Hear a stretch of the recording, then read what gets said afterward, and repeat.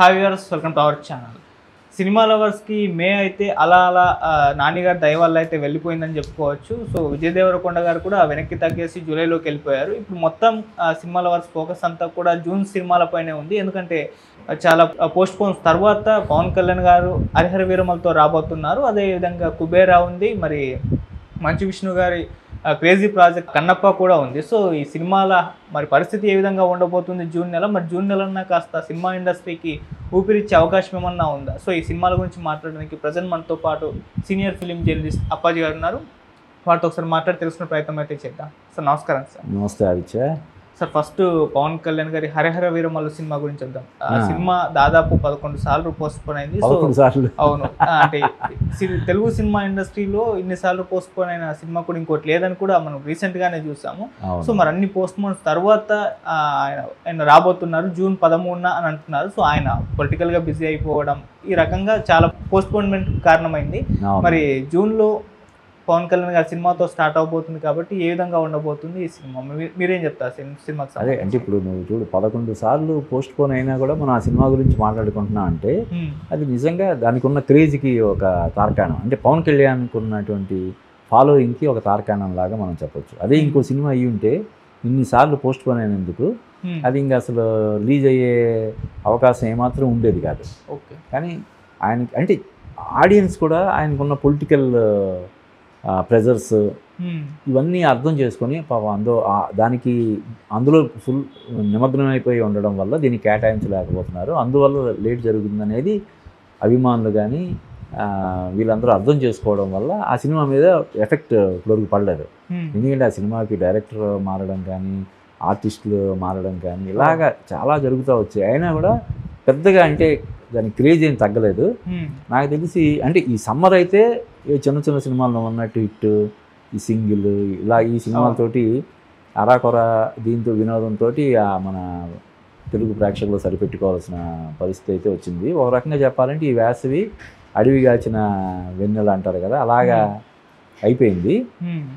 ఈ జూన్ అంటే యాక్చువల్గా జూన్ నుంచి పిల్లల స్కూల్స్ స్టార్ట్ అయిపోతాయి కాబట్టి అది ఇంకా దాన్ని మనం సమ్మర్ అనలేము. జూన్ 10 నుంచి ఎప్పటి నుంచో పిల్లల స్కూల్స్ అవి స్టార్ట్ అయిపోతాయి. ఇంకా అప్పుడు వస్తున్న సినిమా కాబట్టి ఇది సమ్మర్ బొనాంజా లాగా, సమ్మర్ అట్రాక్షన్ లాగా మనం అనడానికి వీల్లేదు.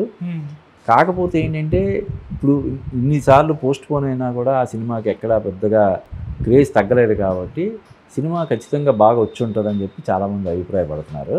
పైగా పవన్ కళ్యాణ్ని స్క్రీన్ మీద చూసి చాలా రోజులు అయిపోయింది కాబట్టి ఆయన్ని జస్ట్ స్క్రీన్ మీద చూడడం కోసం ఖచ్చితంగా జనాలందరూ ఆయన అభిమానులతో పాటు సినిమా లవర్స్ కూడా అందరూ ఎగబడతారు.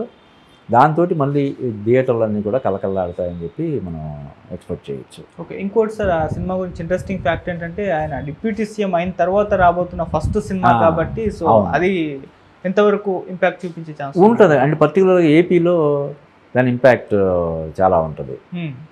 నువ్వు అన్నట్టు డిప్యూటీ సీఎంగా ఉన్నారు, ఆయనకి మామూలుగానే ఫ్యాన్స్ బీభత్సంగా ఉంటారు పవన్ కళ్యాణ్ సీఎంకి. ఇప్పుడు డిప్యూటీ సీఎంగా కూడా ఉన్నారు కాబట్టి అన్ని నియోజకవర్గాల్లో కూడా అటు కూటమి నాయకులు వీళ్ళందరూ కూడా దాన్ని ఎంకరేజ్ చేస్తారు కాబట్టి ఖచ్చితంగా దానికి అడ్వాంటేజ్ అయితే ఉంటుంది. ఓకే సార్, ఈ సినిమా విషయంలో అంటే ఎన్నిసార్లు పోస్ట్పోన్ అవ్వడం పట్ల అటు అమెజాన్ కూడా అసంతృప్తి వ్యక్తం చేసి ఒక టైంలో బ్లాక్మెయిల్ చేసినట్టుగా కూడా కనిపించింది.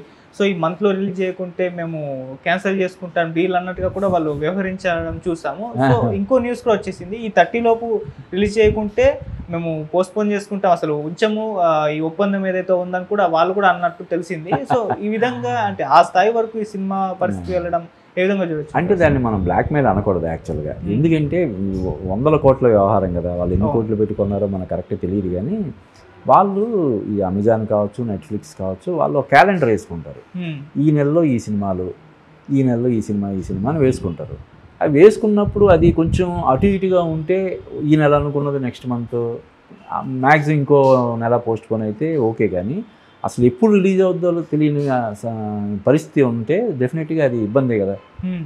పైగా వాళ్ళు అన్ని కోట్లు దాని మీద రైట్స్ రూపంలో వెచ్చించినప్పుడు దానికి సంబంధించి వాళ్ళు ఏదైతే కొంచెం డిమాండ్ కానీ లేకపోతే చిన్న షరతు కానీ పెట్టుంటే దాన్ని మనం తప్పు పట్టలేం. ఓకే. కదా. Final end of the day బిజినెస్సే కదా. వాళ్ళు పవన్ కళ్యాణ్తో అభిమానులు అయితే పవన్ కళ్యాణ్ తోటి అభిమానం మీద సినిమా బాగున్నా లేకపోయినా సరే చూద్దాంలే అని వెళ్తారు. వీళ్ళు అలా కాదు కదా కదా. అది 50 కోట్లు 100 కోట్లు పెట్టి కొన్నారంటే దానికి సంబంధించి లెక్కలు అన్నీ వేసుకోవాలి. వాళ్ళు ఎవరైతే మన తెలుగు సంబంధించిన ఇన్ఛార్జీలు ఉంటారో వాళ్ళు దాని అకౌంటబిలిటీ ఉంటుంది కదా. ఈ సినిమాకి ఇంత బడ్జెట్ తీసుకున్నావు, ఇప్పటివరకు సినిమా రిలీజ్ అవ్వలేదు ఏంటి అని చెప్పి వాళ్ళు అడుగుతారు కదా మరి. కాబట్టి దాన్ని మనం తప్పు పట్టలేము. అలా అని చెప్పి ఇప్పుడు ఇందాక మనం చెప్పుకున్నాం పవన్ కళ్యాణ్ ఉన్న పరిస్థితుల్లో ఆయన్ని తప్పు పట్టలేము. కాకపోతే ఆయన ఇప్పుడు ఇదనే కాదు, నెక్స్ట్ సినిమా కూడా దాని ఇంపాక్ట్. ఇప్పుడు ఓజీ ఉంది, అది కూడా త్వరగా రిలీజ్ చేసుకోవాలి. మరి ఇంకోటి ఉస్తాద్ భగత్ సింగ్ ఉంది, అది ఉంటుందో లేదో కూడా అది ఇంకా స్టార్ట్ అయినట్టు కూడా లేదు కదా. మరి ఆ డైరెక్టర్ దానికోసం వెయిట్ చేస్తున్నాడో ఏంటో మనకు తెలియదు. ఇప్పుడు ఆల్రెడీ శ్రీలీలకి అడ్వాన్స్ ఇచ్చారు, ఇంకా చాలామంది టెక్నీషియన్స్కి అడ్వాన్స్లో ఇచ్చుంటారు. వీటన్నిటిని దృష్టిలో పెట్టుకొని పవన్ కళ్యాణ్ కూడా ప్రాపర్ టైం, నెలకి ఒక వారం రోజులో 8 రోజులో, ఇప్పుడు పైగా విజయవాడలో కూడా షూటింగ్ చేసుకోవడానికి అవకాశాలు ఉన్నాయి. కాబట్టి ఖచ్చితంగా ఆయన ఏదైతే సినిమాలు కమిట్మెంట్స్ ఇచ్చాడో వాటిని వీలైనంత త్వరగా చేసేయాలని చెప్పి అందరూ కోరుకుంటున్నాను. నేను కూడా అదే అభిప్రాయాన్ని వ్యక్తం చేస్తున్నాను. Okay sir. సరిగ్గా రెండో సినిమా కుబేరా, మంచి ఎక్స్పెక్టేషన్స్ ఉన్నాయి ఆ సినిమా మీద. ఎందుకంటే శేఖర్ కమ్ముల గారి డైరెక్షన్, నాగార్జున గారి హీరోలు అండ్ మెయిన్ హీరో ధనుష్ గారు చేయబోతున్నారు. కాబట్టి ఇక 20కి రిలీజ్ అని అంటున్నారు. ఆ సినిమా అంటే హైప్ ఇప్పుడు క్రియేట్ అయిందా, బజ్ ఏ విధంగా ఉంది ఆ సినిమా పట్ల? ఆ సినిమా కూడా మంచి హైప్ ఉంది. ఇప్పుడు శేఖర్ కమ్ముల ట్రాక్ రికార్డు మనం చూసామంటే right from Anand, Godavari, happy days, ఫిదా, ఇలాగా మధ్య మధ్యలో 1-2 ఏమైనా మిస్ఫైర్ అయినా కూడా అతను కన్సిస్టెన్సీ ఉన్నటువంటి ఒక డైరెక్టర్. ఇక ధనుష్ కూడా ఏదో ఎక్కువ రెమ్యునరేషన్ ఇస్తామన్నారనో లేకపోతే అలాగా చేసే హీరో కాదు. అతను కూడా చాలా సెలెక్టివ్గా ఉంటాడు స్క్రిప్ట్లు ఎంపిక చేసుకోవడంలో. ఇంకా నాగార్జున కూడా ఆయన సెలెక్టివ్గానే ఉంటున్నాడు అన్న విషయం మనకి తెలుసు. ఇకపోతే ఆ సినిమాలో ఇంకో మెయిన్ అట్రాక్షన్ ఏంటంటే రష్మిక.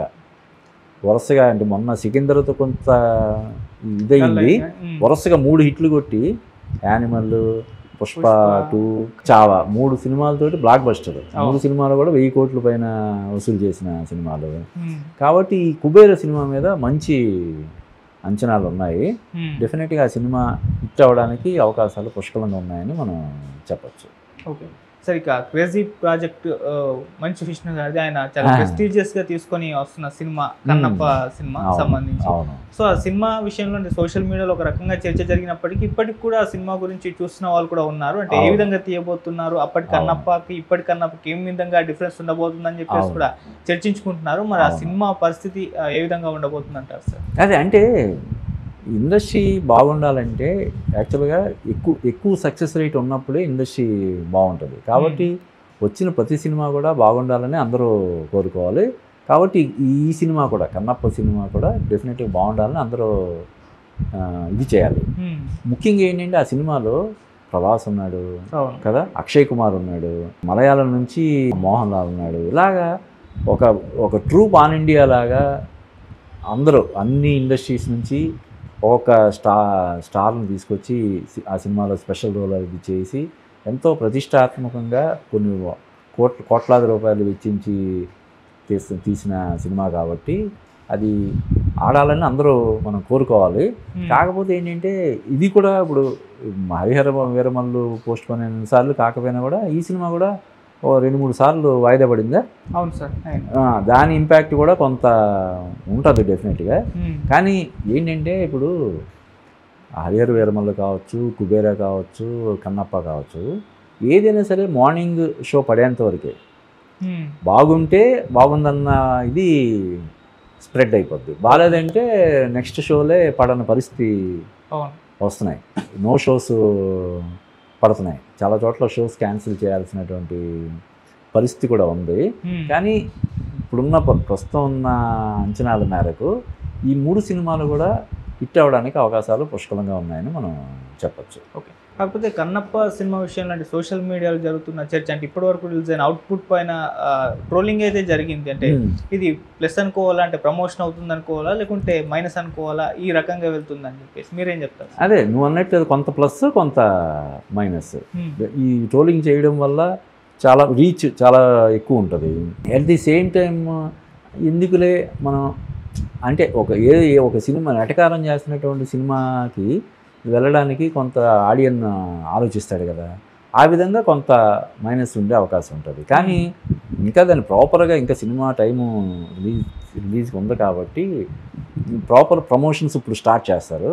దాన్ని బట్టి ఇప్పుడు ఎలక్షన్స్ ఎలాగైతే ఒక 4 రోజుల ముందు వారం రోజుల ముందు డిసైడ్ అవుతుందో వాళ్ళ ఏ పార్టీకి ఓటు వేయాలనేది ముందు నుంచి ఆ పార్టీ ఈ పార్టీ వాళ్ళు వీళ్ళు ఎన్ని చెప్పినా కూడా 2 రోజులు 3 రోజుల ముందు ఎక్కువ శాతం మంది డిసైడ్ అవుతారు కదా ఏ పార్టీకి ఓటు వేయాలని. ఈ సినిమాలకు సంబంధించి కూడా అంతే.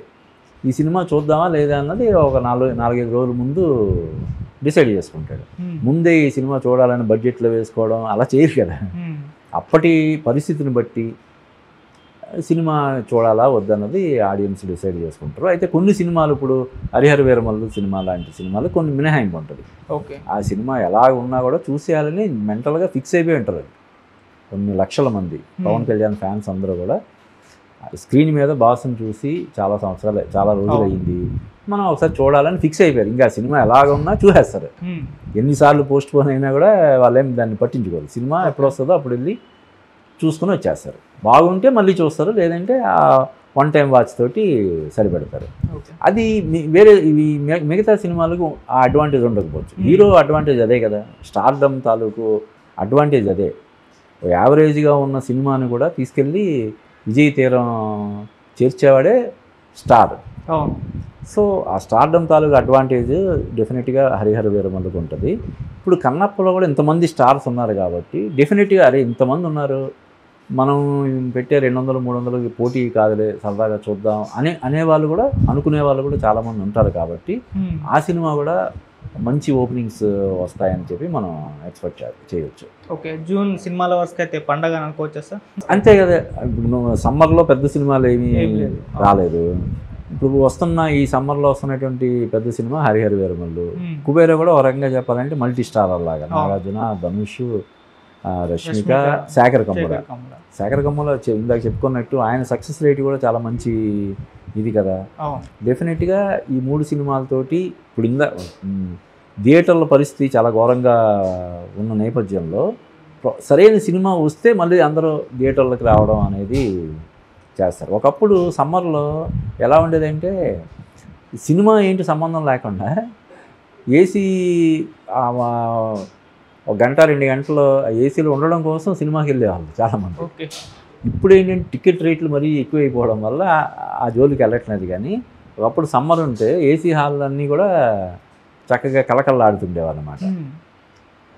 అందుకని టికెట్ రేట్లు కూడా మరీ సామాన్యుడికి దూరంగా లేకుండా కొంచెం తగ్గించాలి అనే డిమాండు. అలాగే పెద్ద సినిమాకి అదే టికెట్, చిన్న సినిమాకి కూడా అదే టికెట్ అంటే చిన్న సినిమాలకు ఎవరు రావడం లేదు అని ఎప్పటి నుంచో పర్టికులర్గా చిన్న నిర్మాతలు అందరూ ఆవేదన వ్యక్తం చేస్తున్నారు. ఒక ప్రోడక్ట్ ఎవరైతే క్రియేట్ చేస్తాడో ప్రొడ్యూస్ చేస్తాడో అతను నిర్ణయించుకుంటాడు. కానీ ఇక్కడ ఏంటంటే పవన్ కళ్యాణ్ సినిమాకి అదే రేటు, ఇంకొక చిన్న హీరో సినిమాకి అదే రేటు. ఎలా చెప్పది? అంటే అదే థియేటర్ కదా, పవన్ కళ్యాణ్ సినిమా ఆడేది అదే థియేటర్, పవన్ కళ్యాణ్ సినిమా అదే ఆపరేటర్, అదే అని వాళ్ళు అంటే అనొచ్చు. కానీ చూస్తారా చెప్పు? పవన్ కళ్యాణ్ సినిమా 300 ఇచ్చి ఇంకో చిన్న హీరో సినిమా కూడా 300 పెట్టి టికెట్లు చూస్తారా? సో అది ఎప్పటి నుంచో ఉంది. చిన్న సినిమాలకి అవసరమైతే నా సినిమాకి 50 రూపాయలు పెట్టుకుంటాను. చాలామంది సరే 50 రూపాయలు, టీ కూడా 20 రూపాయలకి రావట్లేదు. 50 రూపాయలకు 3 గంటలు హ్యాపీగా థియేటర్లో కూర్చోవచ్చు అంటే చాలామంది సినిమా ఏంటన్నది పక్కన పెట్టి సరదాగా ఫ్రెండ్స్తో కబుర్లు చెప్పుకోవడానికో కాలక్షేపం చేయడానికో వెళ్తారు కదా. ఆ సదుపాయం కూడా కల్పించాలి. అది ఎప్పటి నుంచో అది లాంగ్ పెండింగ్ డిమాండ్.